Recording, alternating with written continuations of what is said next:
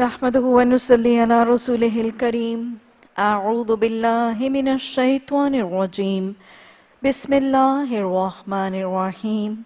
رب اشرح لي صدري ويسر لي أمري واحلل عقدة من لساني يفقهوا قولي واجعل لي وزيرا من أهلي. اللهم ألهمنا رشدا وأعصمنا من شرور أنفسنا. اللهم صل على محمد وعلى آل محمد كما صليت على إبراهيم وعلى آل إبراهيم إنك حميد مجيد. اللهم بارك على محمد وعلى آل محمد كما باركت على إبراهيم وعلى آل إبراهيم إنك حميد مجيد. شرح کتاب بدء الوحی حدیث نمبر 7. یہ حدیث ہم پچھلے کچھ دنوں سے 2 سیشن سے ہم اس کی شرح پر بات کر رہے ہیں. اگر دہرا لیجئے، مختصراً دہرا لیں تو اس حدیث کے حوالے سے ہم نے بات کی کہ نبی صلی اللہ علیہ وسلم کا عمرہ تشریف لے جانا، اس کا وہ واقعہ جب یہ حدیث کا معاملہ سارا پس منظر ہے، آپ صلی اللہ علیہ وسلم کا عمرے کی نیت سے تشریف لے جانا، روکے جانا، صلح حدیبیہ اور امن معاہدہ مسلمانوں اور مشرکین مکہ ابو سفیان کے سرداروں کے درمیان. اب جب امن معاہدہ ہوتا ہے تو اللہ کے رسول صلی اللہ علیہ وسلم کثرت سے دعوت اور تبلیغ، کیونکہ ظاہر جنگوں کا معاملہ ختم ہو چکا ہے اور وہ خوف اور دھمکی اور وہ سارا جو جنگوں کا مشقت تھی وہ اس سے آپ محفوظ ہیں، امن میں آ چکا ہے مدینہ. تو آپ نے اپنے کام کا رخ بدل دیا اور آپ صلی اللہ علیہ وسلم نے دعوت اور تبلیغ کی طرف رجوع فرمایا. خط لکھے جا رہے ہیں حکمرانوں کو، عیسائیوں کو، ارد گرد کے علاقوں میں دعوت کے وفود جو ہیں وہ آپ صلی اللہ علیہ وسلم کی طرف سے روانہ کیے جا رہے ہیں. یہی وہ صلح حدیبیہ کا دور جب آپ کے دعوتی اور آپ کے تبلیغ کی وجہ سے آپ صلی اللہ علیہ وسلم کا تعارف بہت تیزی سے مختلف علاقوں میں پھیلتا ہے، شام، حبشہ، ان تمام علاقوں تک پہنچتا ہے. انہی دنوں میں کفار مکہ کا، قریش مکہ کا ایک تجارتی قافلہ ابو سفیان کی قیادت میں جب شام جاتا ہے تو وہاں پر شام کا حکمران ہرقل، چونکہ اس کے ذل میں ایک تحقیق بھی ہے، ایک تجسس ہے، اور وہ تحقیق اور تصدیق کر کے نبی صلی اللہ علیہ وسلم کے حوالے سے تحقیق کرنا چاہتا ہے. ان قافلے والوں کے بارے میں جب اس کو پتہ چلتا ہے کہ تجارتی قافلہ اسی علاقے سے آیا ہے جہاں سے محمد صلی اللہ علیہ وسلم کا تعلق ہے، تو وہ ان کو بلاتا ہے اور بڑی سمجھداری اور حکمت سے، جیسے ہم نے دیکھا، اس نے ابو سفیان اور ان سب کو مخاطب کر کے پوچھا کہ تم میں سے سب سے قریب کون ہے. ابو سفیان کا اعلان کرنا، اس نے کہا کہ میرے قریب آ جاؤ، اور پھر کیسے بڑی سمجھداری سے اس نے سارے کے باقی ساتھیوں کو پیچھے بتایا رکھا اور کہا کہ اگر یہ مجھ سے میرے سوال پہ کوئی جھوٹ بات کہے گا تو تم اس کی تکذیب کر دینا. اور یوں سچی باتیں اور صحیح باتیں جو ہیں وہ تحقیق کے لیے ابو سفیان سے جو ہے وہ پانے میں کامیاب ہوتا ہے. پھر اس کے بعد تصدیق کرتا ہے. وہ دوسرا مکالمہ جو ہم نے دیکھا تھا کہ وہ پوچھتا جا رہا تھا کہ میں نے تم سے یہ کہا، تم نے یہی جواب دیا تھا، اور پھر ساتھ کے ساتھ اپنی رائے. اور وہ سارے سوال جب اس نے کیے کہ مجھے بتاؤ کہ نبی صلی اللہ علیہ وسلم کا نسب نامہ کیا ہے، پھر کیا ان کے گھر میں کوئی بادشاہ تھا، کیا یہ بات جو محمد صلی اللہ علیہ وسلم تمہیں بتا رہے ہیں، جو دعوت دے رہے ہیں، ان سے پہلے بھی کسی نے کہی تھی. اور پھر یہ سوال کیا کہ کیا اب تو تم انہیں جھوٹا کہتے ہو اور ان کی تکذیب کرتے ہو، تو کیا یہ تعلیمات سے پہلے بھی تم ان کی تکذیب کرتے تھے، اور کیا وہ کبھی جھوٹ بولتے ہیں، کیا وہ دھوکہ بازی یا بدعہدی کرتے ہیں. پھر یہ پوچھا کہ کنہوں نے، کون سے معاشرے میں سے کون سا گروہ ان کی پیروی کر رہے ہیں، اور کیا ان کی تعداد اور نفری بڑھ رہی ہے یا گھٹ رہی ہے، اور کیا کبھی ایسا ہوا ہے کہ دین میں داخل ہونے کے بعد کوئی اس دین کو چھوڑ بھی گیا ہے، اور تمہاری کیا اس سے جنگیں ہوئی ہیں کہ نہیں ہوئی، اور جنگوں میں تمہارا اور اس کا معاملہ کیسا رہا. اور پھر اس نے نٹ شیل میں پوچھا تھا کہ مجھے بتاؤ کہ وہ شخص جو نبی ہونے کا دعویٰ کر رہے وہ تمہیں کہتا کیا ہے، کس چیز کا حکم دیتا ہے. تو نبی صلی اللہ علیہ وسلم کی تعلیمات کا تعارف، تو یہ سب جب اس نے سنا ابو سفیان کی زبان سے تو اس کو نبی صلی اللہ علیہ وسلم کی نبوت کی حقانیت ثابت ہو گئی، کیونکہ ان کی کتابوں میں نبی صلی اللہ علیہ وسلم کے تذکرے، ان کی نشانیاں موجود تھیں. جب یہ ساری تعلیمات اور یہ ساری باتیں سنی تو اس کو یقین ہو گیا کہ یہ وہی شخص ہے جس کا تذکرہ نبی آخر الزماں کے حوالے سے پیشن گوئیاں ہماری کتاب میں موجود ہیں.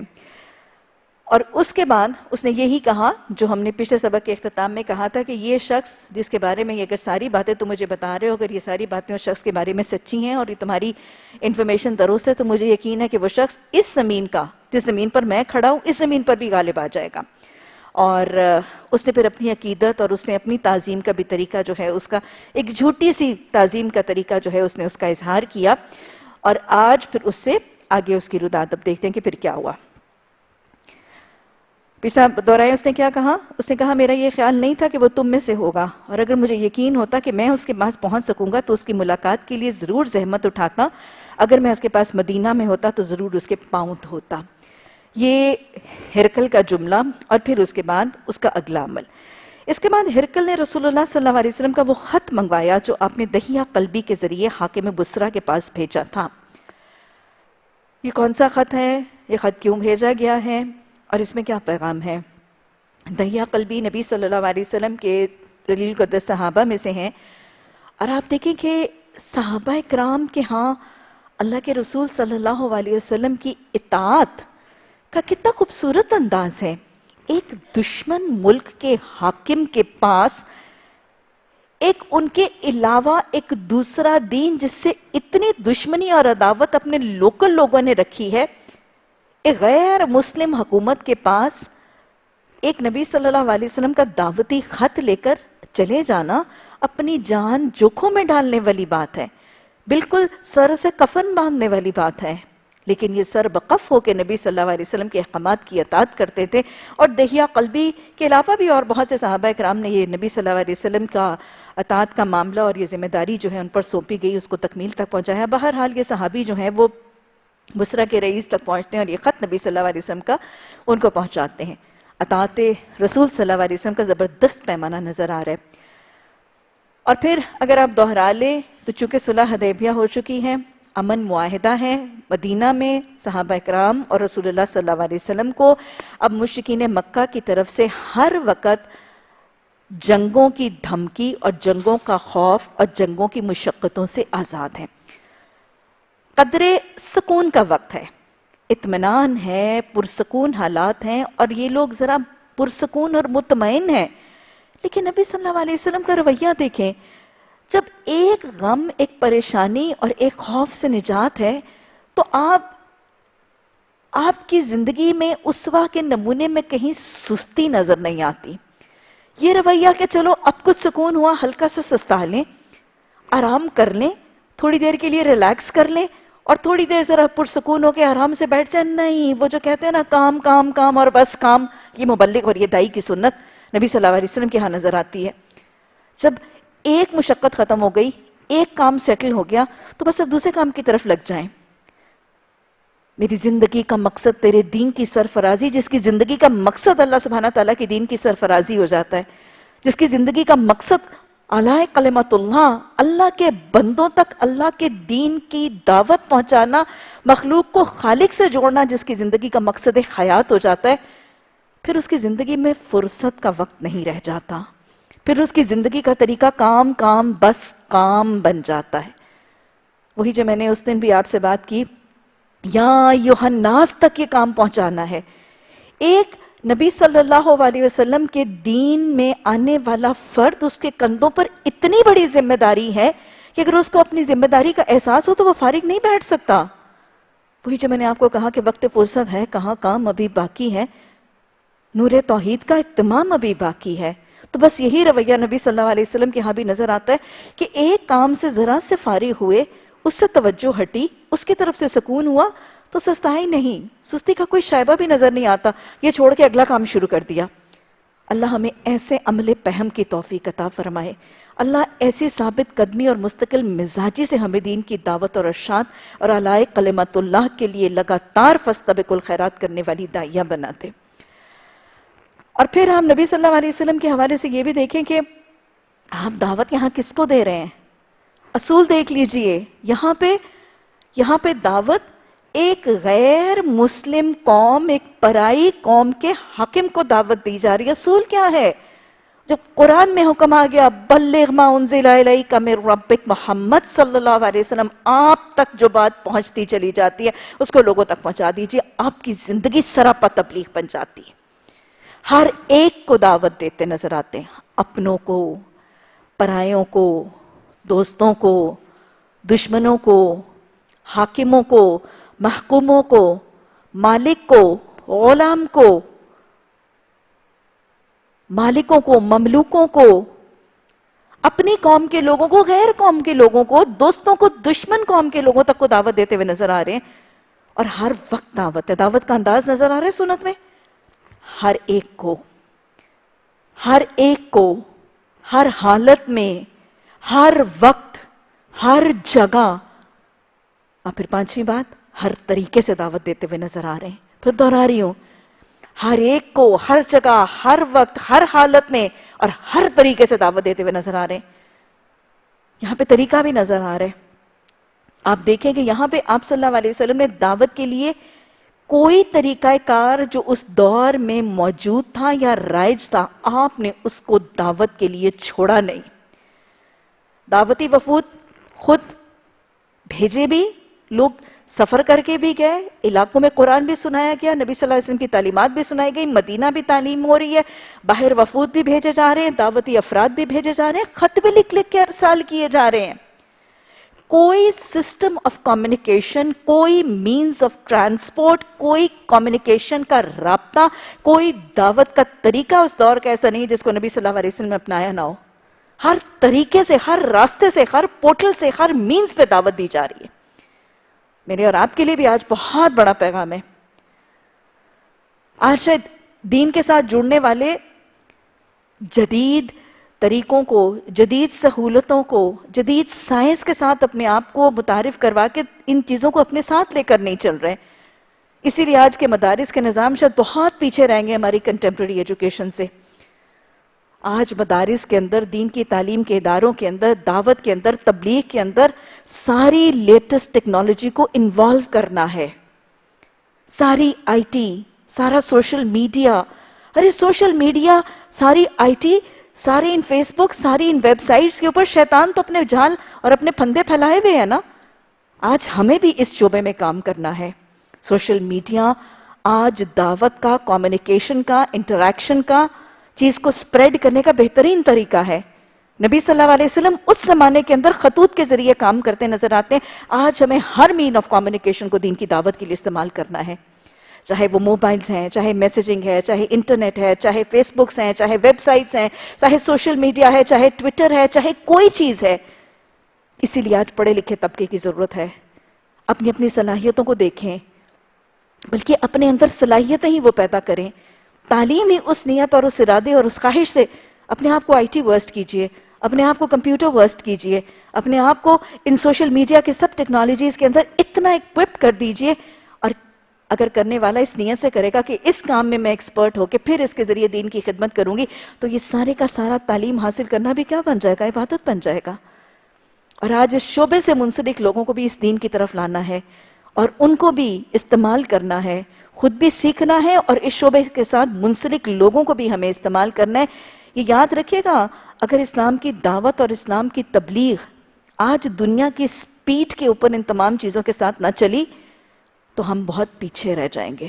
اور ایز اٹ از، آج شاید یہ دعوت اور آج شاید یہ مدارس اور قرآن کی تعلیم کا نظام باقی کنٹمپریری ایجوکیشنز اور باقی چیزوں سے بہت زیادہ پیچھے اسی لیے رہ گیا ہے کہ شاید ہم اس دوڑ میں پیچھے رہ گئے۔ اللہ سبحانہ تعالیٰ ہمیں دنیاوی تعلیم، فن، ہنر، ان سب سے بھی آراستہ کر کے ان تمام تعلیم اور فن اور ہنر کو دین کی اشاعت کے لیے استعمال کرنے کی توفیق عطا فرمائے۔ اللہ ہماری کوششوں، کاوشوں میں برکتیں عطا فرمائے، اللہ ہماری رہنمائی فرمائے، اور اللہ سبحانہ تعالیٰ ان کوششوں کو قبول بھی فرما لے۔ اس نے خط کیوں منگوایا تھا؟ اگلا سوال، اس نے خط کیوں منگوایا تھا؟ ایک دشمن کا خط ہے، کیوں منگوایا تھا؟ کیونکہ ظاہر ہے اس کے اندر ایک تجسس تھا، خواہش تھی، ایک شوق تھا، ایک آرزو تھی، ایک تمنا تھی، ایک طلب تھی، ایک تڑپ تھی۔ اس لیے تو تحقیق کر رہا ہے، اس لیے تو تصدیق کر رہا ہے۔ یاد رکھیے گا، جہاں کافر، فاسق، فاجر، بڑے سے بڑے نافرمان اور سرکش کے دل میں بھی اگر تجسس اور آرزو اور تمنا ہوئی حق کو جاننے کی، اللہ پہنچا ضرور دیتا ہے، اللہ پہنچا ضرور دیتا ہے۔ اللہ ہمیں اس تمنا، اس آرزو سے آشنا کر دے، اور اللہ جب تو پہنچائے تو ہمیں اس خزانے کو سمیٹ کر اس پر عمل ہونے کی توفیق عطا فرما دے۔ بہرحال جی، ہرقل کے دل میں ایک تجسس تھا، کیونکہ خبر سن چکا تھا محمد صلی اللہ علیہ وسلم کی، اپنی کتاب سے بات معلوم تھی، تو یہ تجسس تھی۔ اس تجسس کی وجہ ہی تک اس تک یہ حق پہنچا۔ اس نے یہ خط کھولا اور پڑھنا شروع کیا۔ خط کے الفاظ کیا تھے؟ آپ صلی اللہ علیہ وسلم نے اپنے دستور کے مطابق خط کا آغاز بسم اللہ الرحمن الرحیم سے کیا تھا۔ نبی صلی اللہ علیہ وسلم کی امت کے افراد کو بھی تاکید کہ ہر کام سے پہلے بسم اللہ الرحمن الرحیم سے آغاز کی جائے، اور حدیث میں الفاظ بھی موجود ہے کہ جس کام سے پہلے بسم اللہ نہیں پڑھی جاتی اس کام سے برکت اٹھ جاتی ہے۔ یہاں تک تاکید کہ کھانے سے پہلے بھی بسم اللہ، اور حدیث میں یہ بھی الفاظ موجود ہیں کہ جب کوئی شخص کھانے سے پہلے بسم اللہ نہیں پڑھتا تو کیا ہوتا ہے؟ شیطان اس کے کھانے میں ساتھ شامل ہو جاتا ہے۔ نبی صلی اللہ علیہ وسلم نے اس لیے طریقہ بتا دیا کہ اگر کھانے کے آغاز میں بسم اللہ پڑھنا بھول جائے تو پھر کیا کرنا چاہیے؟ درمیان میں یاد آ گیا تو کیا پڑھ لینا ہے؟ دہرائیں، بسم اللہ اولہ و آخرہ، اللہ کے نام کے ساتھ میرا آغاز اور انتہا ہے۔ تو لہٰذا ہماری زندگی کے مختلف شعبے، جو بھی چیز ہے، بسم اللہ کے ساتھ آغاز کرتے، لیکن آپ یہ دیکھیں گے کہ کبھی نبی صلی اللہ علیہ وسلم کے قول اور فعل میں تضاد نہیں۔ آپ نے جو امت کو تاکید فرمائی ہے، عملی نمونہ بھی پیش کیا ہے۔ اگر امت کو بسم اللہ پڑھنے کی تاکید کی جا رہی ہے تو اپنے ہر عمل سے پہلے اللہ کے نام کے ساتھ آغاز، یہاں تک کہ ایک دعوتی خط سے پہلے بھی اللہ کا نام لکھا جا رہا ہے۔ اور ویسے بھی قرآن کی تاکید بھی ہے کہ جب تم اٹھو تو اللہ کا ذکر اور اللہ کی تسبیح کیا کرو۔ تو یہاں پر جب نبی صلی اللہ علیہ وسلم نے دعوت کا آغاز کیا ہے، چاہے وہ خط کے ذریعے ہی کیوں نہ ہو، اس کا آغاز بھی اللہ کی حمد و ثنا اور اللہ کے نام ہی کے ساتھ کیا گیا ہے۔ اب پھر ویسے بھی دیکھیں کہ کسی بھی دعوتی خطبے، کسی بھی تبلیغ کا لیکچر ہو، درس ہو یا خط ہو، اس کا آغاز کیسے ہوگا؟ اللہ کے نام سے۔ ایک اور اصول پتہ چل رہا ہے کہ نبی صلی اللہ علیہ وسلم نے جب دعوتی خط لکھا تھا تو اس دعوتی خط میں آغاز میں تعارف کس کا تھا؟ اللہ کا۔ ہمیشہ ایک دین کے دائی، ایک دین کے مبلغ، ایک خطیب کی دعوت کا نقطہ عروج، نقطہ آغاز کیا ہے؟ اللہ کا تعارف۔ کوئی بھی دین کی دعوت دینے والا، کوئی بھی مبلغ، کوئی بڑے سے بڑا عالم دین ہو، کوئی کتنا بڑا ماہر خطیب ہو، بندوں کو اپنے سے نہیں، مخلوق کو خالق سے جوڑنا مقصد ہے۔ لوگوں کو اپنے سے متعارف کروانا نہیں، لوگوں کو اللہ سے متعارف کروانا ضروری ہے۔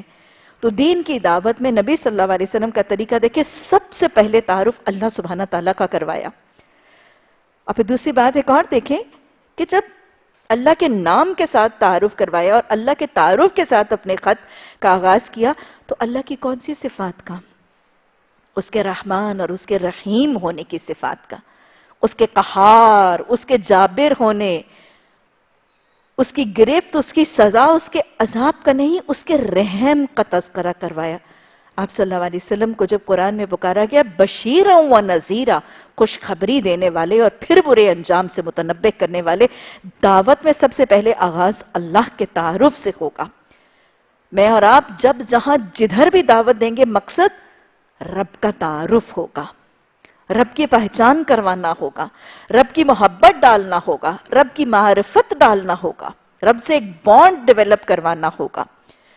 اور رب کے تعارف میں پہلا تعارف اس کے رحم کا تعارف، اس کی مہربانی کا تعارف، تاکہ لوگ خائف ہو کے پلٹ نہ جائیں بلکہ اس کے رحم سے متاثر ہو کے دین کے اندر کھنچتے چلے آئیں۔ اللہ سبحانہ تعالیٰ کے تعارف کے بعد رسول اللہ صلی اللہ علیہ وسلم نے اگلا تعارف کس کی طرف سے یہ خط ہے؟ اللہ کے بندے اور اس کے رسول محمد صلی اللہ علیہ وسلم کی طرف سے۔ اللہ کے تعارف کے بعد دوسرا تعارف جو دین کی دعوت میں کروانا مقصود ہونا چاہیے وہ محمد صلی اللہ علیہ وسلم کا تعارف ہے۔ اور رسول اللہ صلی اللہ علیہ وسلم نے اپنا بھی جب تعارف کروایا تو اپنا تعارف اپنی اصل کیفیت میں، محمد اللہ کے بندے، اپنی بندگی کا اعتراف، اپنی بندگی کا اعتراف، عاجزی، انکساری، تکبر کی نفی، اور اپنی بندگی کے ساتھ بھی رب کی بڑائی کا تعارف ہے، اور پھر اپنی رسالت کا تعارف. یہ ہے عقیدہ رسالت. اور پھر آپ دیکھیں کہ یہ وہ کچھ کلمات ہیں جو کتنے کمپریہنسولی ایمان باللہ، ایمان بالرسول، عقیدہ توحید اور عقیدہ رسالت کا کتنا جامع اور کتنا صحیح تصور سمجھا رہے ہیں. اور پھر آپ نے فرمایا محمد صلی اللہ علیہ وسلم کی طرف سے ہرقل عظیم روم کی طرف، گویا جس کو خط لکھا جا رہا ہے، چاہے کوئی پرایا ہے چاہے کوئی دشمن ہے، اس کا عہدہ، اس کا درجہ، اس کے منصب کا اعتراف کرنا بہتر طریقہ کار ہے. آپ صلی اللہ علیہ وسلم نے ہرقل روم کا جو عہدہ تھا، اس کا جو منصب تھا، اس کی جو پوزیشن، اس کی ڈیزگنیشن تھی، اس کا اعتراف کیا، اس کو ایکسیپٹ کیا، اس کو اکنالج کیا. اس شخص پر سلام جو ہدایت کی پیروی کرے. اسلام میں سلام کرنے کا طریقہ صرف مسلمانوں ہی کو سلام کرنے کا طریقہ ہے. اور پھر یہاں پر دعوت میں کس کی طرف تعارف کروایا؟ دین اسلام کا تعارف، کہ یہ ہدایت کا دین ہے، یہ رہنمائی کرتا ہے، یہ گائیڈ کرتا ہے کس کی طرف؟ صحیح ضابطۂ حیات کی طرف. اللہ کے تعارف اور اپنے تعارف کے بعد، ہرقل کی عہدے کے اعتراف کے بعد، یہ تعارف کروایا کہ یہ دین اسلام جس سے میں تمہیں متعارف کروا رہا ہوں، یہ ہدایت کا دین ہے، یہ کریکٹ رہنمائی کرنے والا دین ہے. وہی جو قرآن میں اللہ نے فرمایا قُلْ إِنَّ هُدَى اللَّهِ هُوَ الْهُدَى، یہ کہہ دو کہ ہدایت صرف اللہ ہی کی ہے. اس کے بعد میں تجھے کلمہ اسلام لا الہ الا اللہ محمد رسول اللہ کی طرف دعوت دیتا ہوں. وہ 7 حرفی کلمہ جس سے نوعیت بدل جاتی ہے، جو بنیاد ہے دین اسلام کی، اس کی طرف دعوت دی. مسلمان ہو جا تو محفوظ رہے گا. کیا فرمایا تھا آپ صلی اللہ علیہ وسلم نے؟ آپ صلی اللہ علیہ وسلم نے فرمایا اسلم تسلم، تو فرما بردار ہو جا اللہ کا.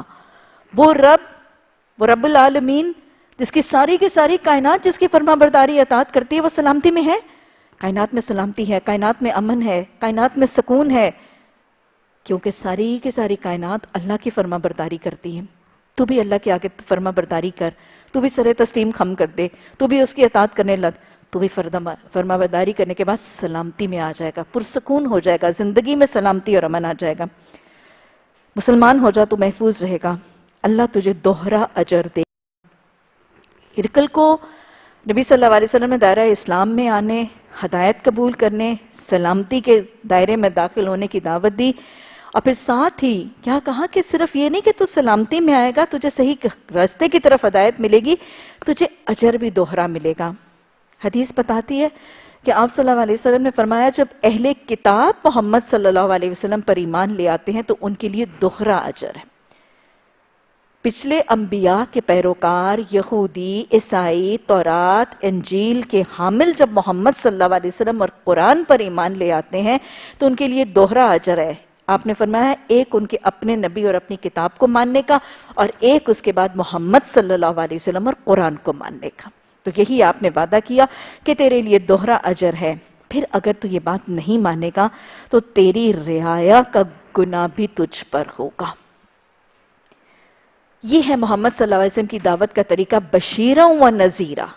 پہلے خوشخبری دی، رب رحمان ہے، رب مہربانی رحم کرنے والا ہے، آ جاؤ، یہی اصل ہدایت ہے، یہی رہنمائی کا صحیح سرچشمہ ہے، اس میں آ جاؤ، جھک جاؤ، سلامتی میں آ جاؤ گے، پرسکون زندگی میں آ جاؤ گے، محفوظ ہو جاؤ گے، دوہرا اجر دیے جاؤ گے. پھر نذیرا، اگر نہیں مانو گے تو پھر تم پر بھی گناہ ہے اور تمہاری رعایا کا گناہ بھی تم پر ہے.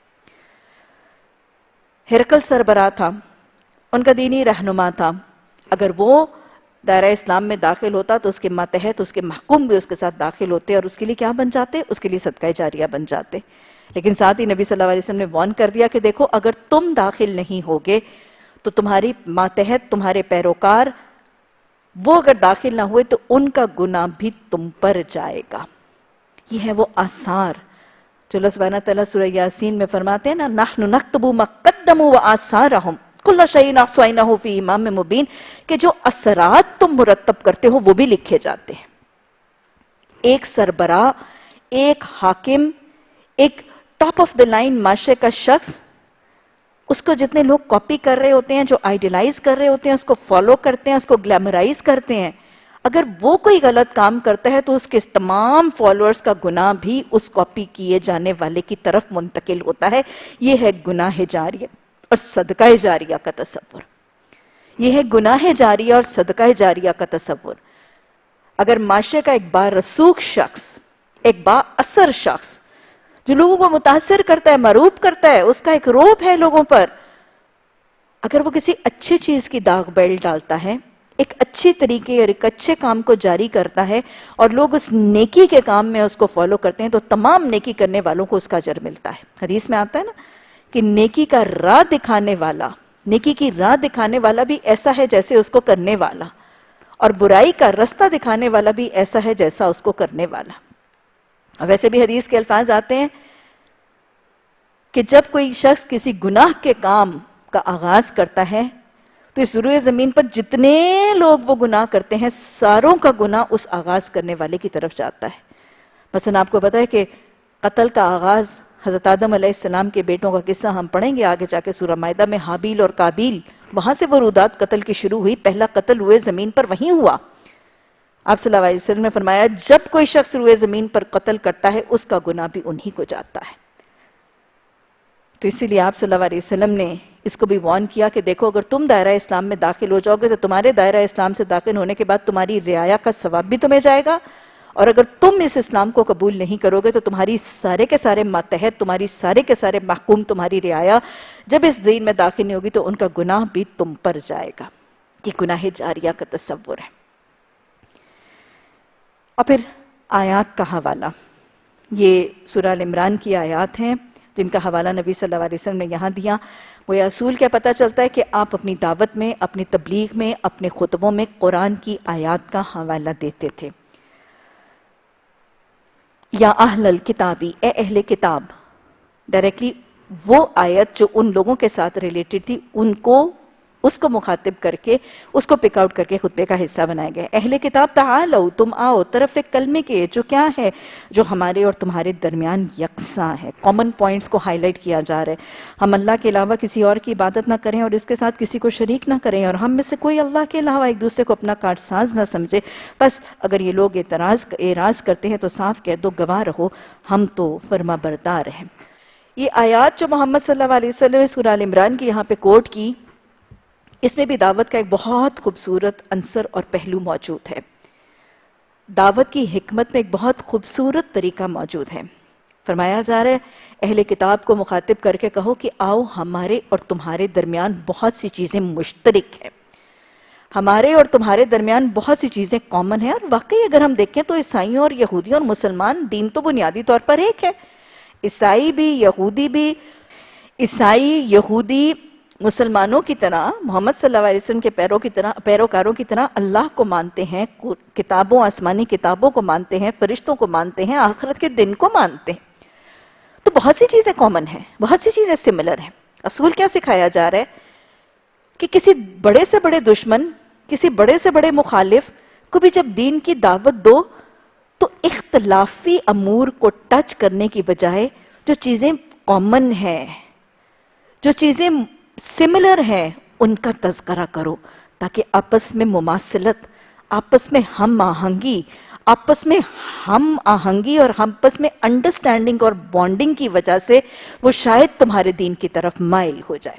دعوت اسلام کا ایک بہت اہم نکات، اس کو یاد رکھیے گا اور اس کو اپنی دعوت میں شامل رکھیے گا۔ کبھی بھی دعوت کے کسی بھی موقع اور مرحلے میں اختلافی امور پر بات کرنے سے گریز کرنا ہے۔ دعوت کے دوران آج ہمارے معاشرے کے اندر دین کی دعوت اور دین کی تبلیغ کرنے والوں کا شاید ایک سب سے بڑا عیب یہ نظر آ رہا ہے کہ کسی دوسرے فرقے، کسی دوسرے مسلک، کسی دوسرے عقیدے کے لوگوں کو دعوت دیتے وقت اختلافی امور کو چھیڑا جاتا ہے۔ دو نماز پڑھنے والے آفٹر آل یہ کیوں نہیں کہہ سکتے تم بھی اللہ کے آگے جھکتے ہو، میں بھی اللہ کے آگے جھکتا ہوں، تمہارا قبلہ بھی حرم، میرا قبلہ بھی حرم، تمہاری کتاب بھی قرآن، میری کتاب بھی قرآن۔ اس دعوت کے پہلو پہ یہ اختلافی امور، تم ہاتھ اوپر باندھتے ہو، میں ہاتھ نیچے باندھتا ہوں، تم آمین اونچی کہتے ہو، میں آمین آہستہ کہتا ہوں، تم رفع یدین کرتے ہو، میں نہیں کرتا. اختلافی امور کو چھیڑنے کی بجائے کامن پوائنٹس کو ہائی لائٹ کر کے آپس کے اتحاد اور آپس کے اتفاق کو رواج دینا، یہ دعوت کا طریقہ ہے. آج جو فرقہ واریت کو، مسلک پرستی کو، اختلاف رائے کو ہائی لائٹ کرنے کی وجہ سے یہ جو فرقہ واریت کی آگ بھڑکتی چلی جا رہی ہے اور یہ شعلے آج مسلمانوں کو جلاتے چلے جا رہے ہیں، مسلمانوں کی قوتیں، مسلمانوں کی طاقتیں، مسلمانوں کی صلاحیتیں جلا کے راکھ کر کے برباد کر رہے ہیں. اس فرقہ واریت کی آگ کو بجھانے کے لیے ہماری دعوت کا ایک اصول اور حکمت اختلافی امور پر بات کرنے کی بجائے کامن پوائنٹس کو ہائی لائٹ کر کے ایک پلیٹ فارم پر متحد ہو جانا. اللہ سبحانہ تعالیٰ ہمیں اس حکمت عملی سے دعوت دینے کی توفیق عطا فرمائے. آپ دیکھ لیجئے کہ عیسائیوں تک کو کہا جا رہا ہے کہ میرے اور تمہارے یہاں مسلمانوں کے درمیان اختلافات جو ہیں وہ ڈھونڈ کے تلاش کر کے اختلافات اور اپنے فرقے الگ کر کے خوش ہونے کا طریقہ اختیار کرتے ہیں. اللہ سبحانہ تعالیٰ ہمیں اس منفی رویے سے بچنے کی توفیق عطا فرمائے. ابو سفیان نے، اچھا جناب، پھر اس کے بعد کیا ہوا؟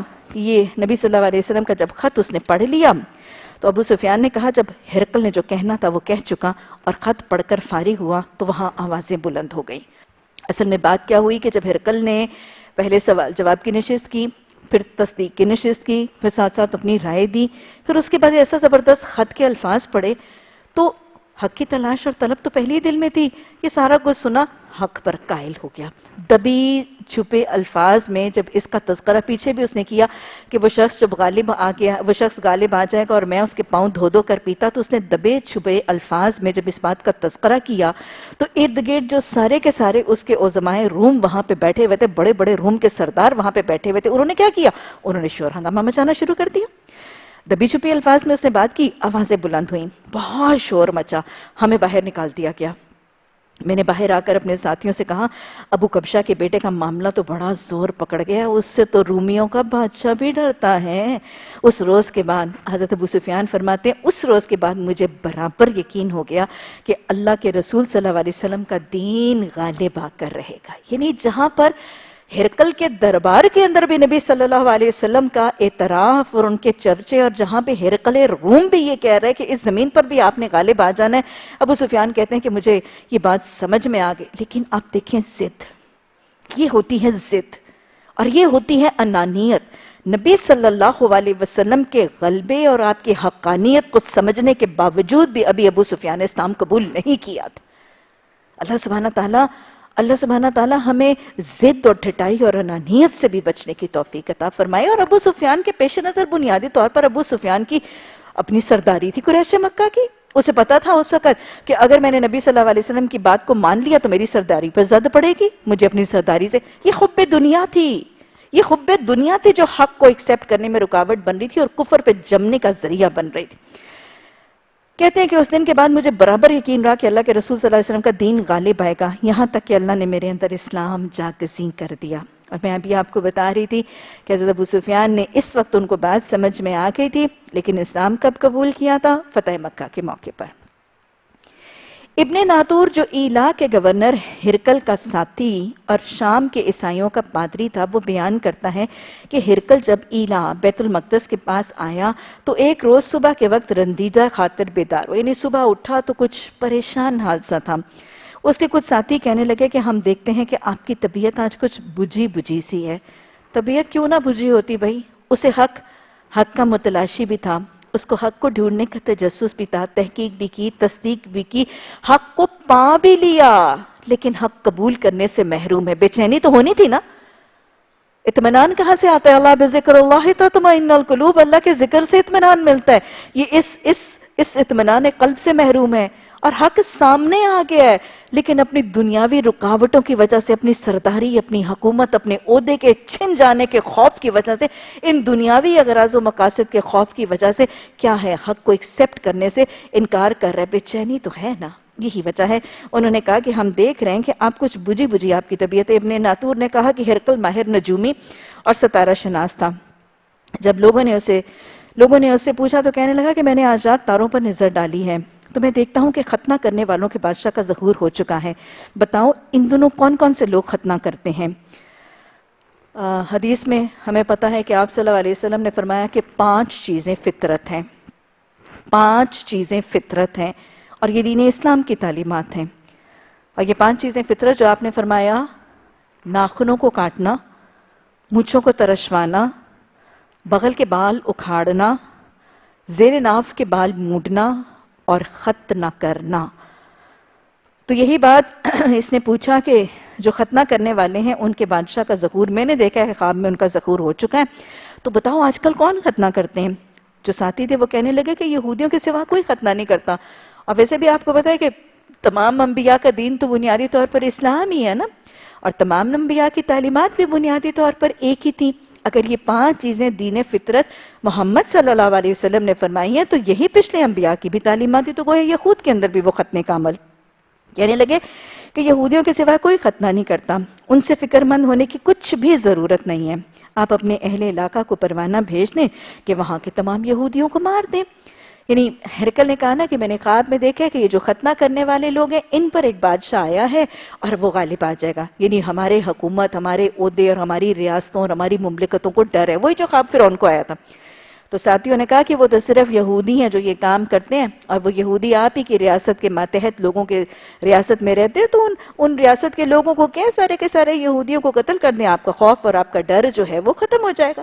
اس گفتگو کے دوران ہرقل کے سامنے ایک شخص پیش کیا جسے شاہ غسان نے بھیجا تھا، اور وہ نبی صلی اللہ علیہ وسلم کا حال بیان کرتا تھا۔ دیکھ لیجئے جہاں طلب اور تڑپ ہوتی ہے نا حق کی، وہاں اللہ پہنچانے کے وسیلے اور اسباب کیسے کیسے پیدا کرتا ہے۔ اس کے بعد انسان کی اپنا رویہ کہ اس کو قبول کرے نہ کرے، لیکن جہاں طلب اور آرزو ہوتی ہے، رب اس بندے کی امید سے بڑھ کے اس کے لیے وسیلے بناتا ہے۔ ہرقل کے دل میں ایک آرزو اور تمنا تھی، ایک تجسس تھی حق کو جاننے، نبی صلی اللہ علیہ وسلم کی حقانیت کو جاننے کی جستجو تھی۔ خط بھی آ رہے ہیں، لوگ بھی آ رہے ہیں، کہاں سے لوگ ان تک پہنچتے چلے جا رہے ہیں۔ ابو سفیان کا لشکر بھی پہنچ گیا، حق بھی پہنچ گیا۔ اللہم ارنا الحق حقا وارزقنا اتباعہ، اللہم ارنا الباطل باطلا وارزقنا اجتنابہ۔ اللہ حق کی تڑپ بھی عطا فرما، حق شناسی کا شوق بھی عطا فرما، اور اللہ جو حق ہم تک پہنچائے تو اللہ اس کے اتباع کی توفیق بھی عطا فرما، اللہ اس کے اتباع میں سے ہم میں سے کسی کو محروم نہ رکھنا۔ شاہ غسان نے بھیجا تھا، رسول اللہ صلی اللہ علیہ وسلم کا حال بیان کرتا تھا۔ جب ہرقل نے اسے ساری معلومات حاصل کرنی تو کہنے لگا اسے لے جاؤ اور دیکھو اس کا ختنہ ہوا ہے کہ نہیں۔ لوگوں نے اسے دیکھا اور ہرقل کو بتایا کہ اس کا تو ختنہ ہوا ہے، یعنی یہ بھی انہی لوگوں میں سے ہے۔ ہرقل نے اسے دریافت کیا کہ بتا کیا عرب کے لوگ ختنہ کرتے ہیں؟ اس نے کہا کہ ہاں۔ اب یہ لاسٹ ریکنفرمیشن تھی، ان کی کتابوں کے اندر یہ علامتیں موجود تھی نا کہ وہ جو نبی صلی اللہ علیہ وسلم کی قوم اور ان کے پیروکار ہوں گے وہ ختنہ کرتے ہیں۔ نبی صلی اللہ علیہ وسلم کا تعلق عرب سے ہے، اب ان کے لوگ بھی پیروکار ختنہ کرتے ہیں۔ کہنے لگا ہاں وہ ختنہ کرتے ہیں۔ تب ہرقل نے کہا یہی شخص پیغمبر اس امت کا بادشاہ ہے جس کا ظہور ہو چکا ہے۔ دیکھیں آپ کو پتہ چل رہا ہے کہ عیسائیوں کی کتابوں کے اندر نبی صلی اللہ علیہ وسلم کی علامتیں، آپ کے پیروکاروں کی علامتیں کس باریکی کے ساتھ دی گئی، اس لیے تو وہ پہچان بھی چکے تھے نا۔ پھر ہرقل نے اپنے علم میں ایک ہم پلہ دوست کو رومیہ میں خط لکھا، یعنی ہرقل کا ایک دوست تھا اور وہ رومیہ میں تھا، اس نے اس کو خط لکھا۔ یہ ساری کی ساری انفارمیشن جب ہرقل تک تحقیق تصدیق تک پہنچی تھی، اس شخص اس خط ابو سفیان کے ذریعے یہ ساری انفارمیشن اپنے دوست کے ساتھ شیئر کی۔ اہل علم سے بھی پوچھ رہے ہیں نا۔ ہمس روانہ ہو گیا، ابھی ہمس پہنچا ہی نہیں تھا کہ اس کے دوست کا اس کو جواب موصول ہو گیا۔ اس کی رائے بھی رسول اللہ صلی اللہ علیہ وسلم کے ظاہر ہونے میں ہرقل کے رائے کے موافق تھی کہ آپ نبی صلی اللہ علیہ وسلم نبی برحق ہے۔ یعنی دیکھ لیجئے عیسائیوں کی بھی سٹبننس، ان کی بھی ڈھیٹ ڈھٹائی، ان کی ضد، ان کی تکبر دیکھ لیجئے کہ ان کے بھی صاحب علم، عیسائیوں کے سارے صاحب علم، ان کے علماء، ان کے پادری سب محمد صلی اللہ علیہ وسلم کی نبوت کی حقانیت کو پہچان چکے تھے۔ انہوں نے پہچان لیا تھا لیکن اس کے باوجود مان نہیں رہے تھے۔ سورہ بقرہ میں بھی ہمارا سبق اسی سے ملتا جلتا ہوگا۔ وہ پہچان گئے، اب اپنے ہم پلہ اہل علم عیسائیوں میں سے بھی بات کو ریکنفرم ہو گیا، اب تو گویا حق اس کے دل میں راسخ ہو گیا، بیٹھ گیا، اور نبی صلی اللہ علیہ وسلم کی نبوت کے حق کو یہ مان گیا۔ اب اس نے کیا کیا؟ آخر ہمس پہنچ کر اس نے روم کے سرداروں کو اپنے محل میں آنے کی دعوت دی۔